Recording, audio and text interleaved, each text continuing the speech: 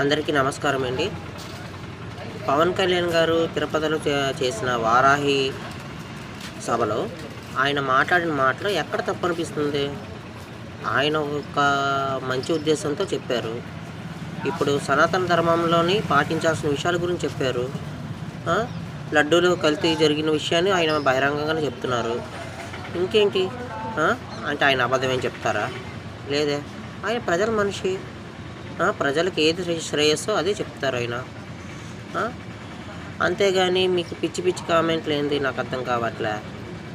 ఒక విషయం చెప్తున్నాము. హిందూ అనేవాడు ఎలా ఉండాలి, ఏం చెయ్యాలి అనే దాంట్లో ముఖ్యంగా పవన్ కళ్యాణ్ గారికి ఒకరు చెప్పాల్సిన అవసరం లేదు. ఆయన ఏం చెయ్యాలో అదే చేస్తారు. ఆ విషయం అందరికీ తెలిసిన విషయం. లేకపోతే ఇప్పుడు ఆయన ఈ స్థాయిలో ఉండే వ్యక్తి అయితే కాదు. అర్థమైందా? ఆయన అసలు నిజం చెప్పాలంటే